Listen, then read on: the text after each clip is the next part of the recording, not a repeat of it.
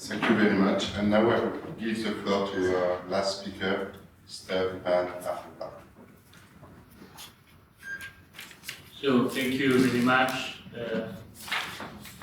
Mr. Deval, for the opportunity to share the floor with so incredible fighters for freedom. It's really an honor to be part of this table and participate in this event of the coordination of associations and people for freedom of conscience. And I'm going to read a report written by Mr. Roux from the European International Religious Forum for Religious Freedom, focused on the case of the refugee status of members of the Church of Almighty God in France. And I hope I can represent him well enough. The difficulties that the members of the Church of Almighty God face with respect to their asylum request in France are not very different from those they encounter in other European countries. Nevertheless, we will list the main, and in my opinion, they are wrong, the wrong reasons for which an overwhelming percentage of requests have been denied in France for the members of the Church of Almighty God. I will explain briefly why and how France could improve its vision of the members of the Church of Almighty God, as well as its knowledge of this Church, review its decision, and grant asylum to the genuine refugees. As a note, this is not an attack on France, this is not an attack on Europe, this is not even an attack on China. It's basically a dialogue on how things should be based on the current law of different countries and international laws. So first point, several cases show a confusion between the movements called house churches and the ones which are included in China in the official list of Xijiao, which has already been explained, the so-called evil cults, or more exactly, unorthodox teachings. While the first ones are not systematically persecuted, the last ones are without doubt a constant target of persecution by the Chinese authorities. And this is inscribed in the very provisions of the Chinese Criminal Code, as Mr. Intervene already mentioned. Because of this confusion, French courts have argued several times that there is no systematic persecution based on the incorrect presupposition that the Church of Almighty God is one of the house churches, and it's ignoring its presence on the list of the evil cults. However, a few recent decisions in France have finally recognized that a systematic persecution actually exists in China against the members of the Church of Almighty God. Second point, most of the conclusions of the French courts are based on a document published by what is called the DIDR, which is the Division of Information, Documentation and Research. The division of the EIFRF, which is the French Office for the Protection of Refugees and Stateless, and is in charge of gathering information to support this French Office of Protection of Refugees agents in their decision-making process. This document has been compiled on the basis of sources available on the internet until a few years ago, and these were mostly documents emanating from or influenced by the propaganda of Chinese anti-cultists. We all know here how the internet can be used for the good and for the bad, and how misinformation can be spread about anybody and about anything. These decisions contain numerous errors that give a wrong picture of the Church, its doctrine, its social positions, etc. Recently, 4 well-known religious scholars have written to the DIDR in order to offer correct data on the movement and tackling one by one the errors contained in the DIDR document.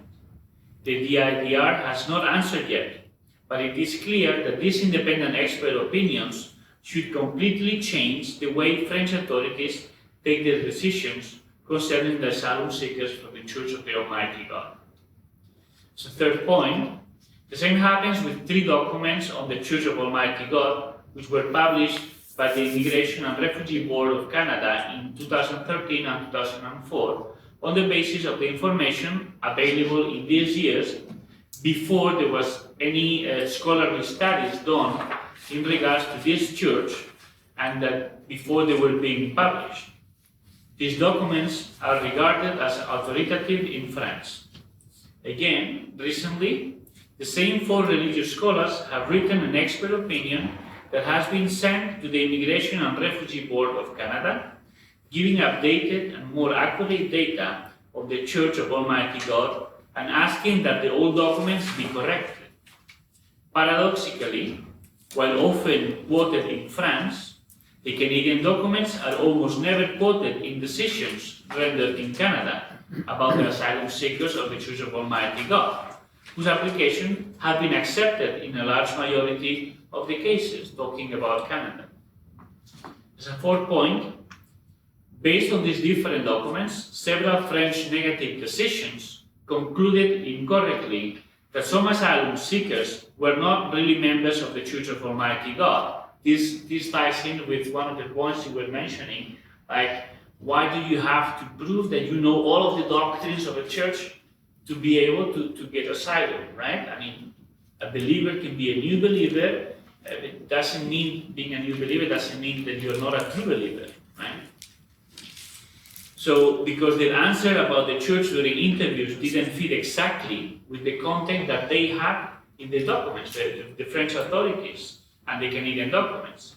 So, having reviewed the answers that led to these wrong conclusions, it appears, and also to the experts who have studied in depth doctrine of the church, that the asylum seekers presented the church correctly, while the French authorities instead, they were comparing to wrong information about the actual beliefs and doctrines of the Church of Almighty God.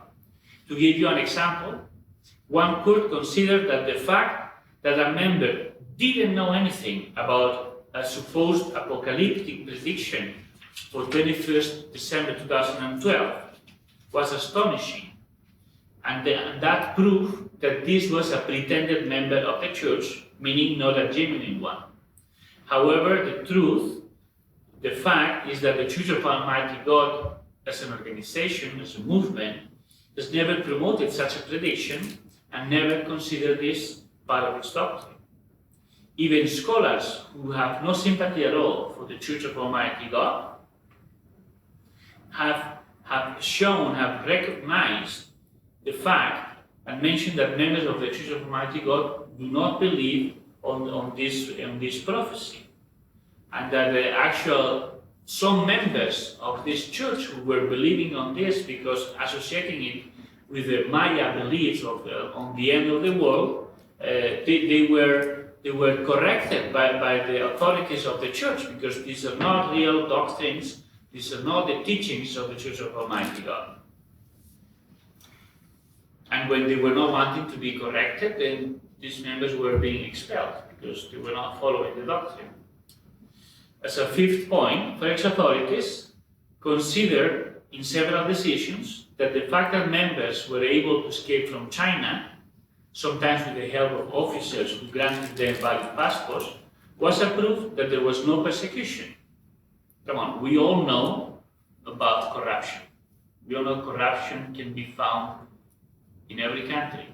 Sometimes people have used corruption to escape persecution. This is one of the facts.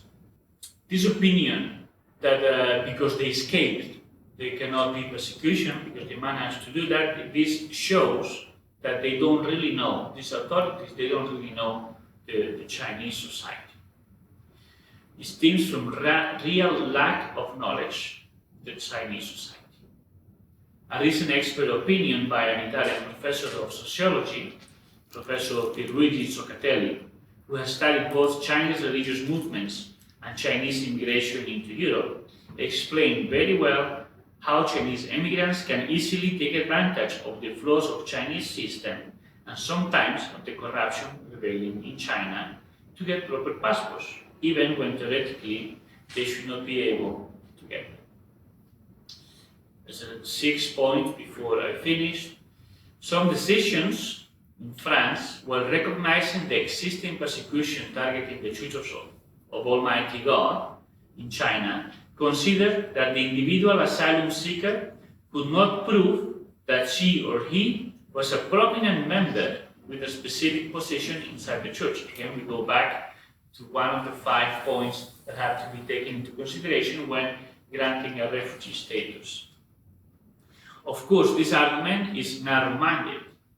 The Chinese criminal code, as commonly interpreted by courts in China, is quite clear that the mere fact of being active in a Xijiao group, the so-called dangerous groups, dangerous codes, is a crime which is punished with jail penalty without distinguishing whether the member occupies a specific position or is just a common devotee.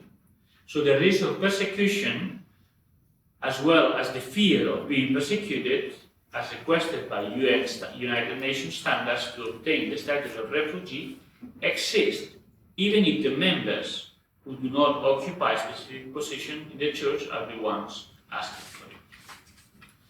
As mentioned earlier, a few decisions from the French National Court of Asylum Seekers have recognized finally the systematic persecution of the members of the Church of Almighty God.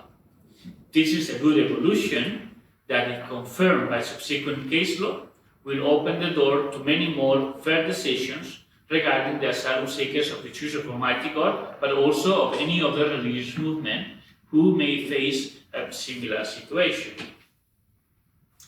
In the last year, the production of academic literature on the Church of Almighty God has considerably increased. Many reliable documents have been produced, and for the first time ever, it is possible to really understand the doctrine of this peculiar Christian church, as well as the challenges that it's facing regarding its persecution in China. It is therefore of utmost importance that the French authorities and any other authority in the European Union specifically, or around the world, take knowledge of how to actually protect individuals. Because as I saw on one of your slides, refugees, people escaping from religious persecution, they are human beings. Sometimes authorities forget that they are dealing with human beings, and they believe just to detach themselves from the emotions. They deal with people as if they were numbers. Right? So we have to insist on humanizing all these laws. These laws are not for robots. These laws are for human beings. So what is at stake right now, it is not a minor issue. What is at stake is the safety of persecuted human beings and of the members of this church, specifically in this case, which we are dealing in this side event at the United Nations. But it is a matter of life or death. Sending back to China members of the Church of Almighty God today, it equals to being accomplice of the persecution that they will have to suffer. While it is understandable that errors occur when there is a lack of data available to take proper decisions, this excuse does not anymore exist today. Reliable data exist, they are available, and they must be studied carefully and taken into account by the French authorities and any other authority receiving such applications. Thank you very much. Thank you for this conclusion.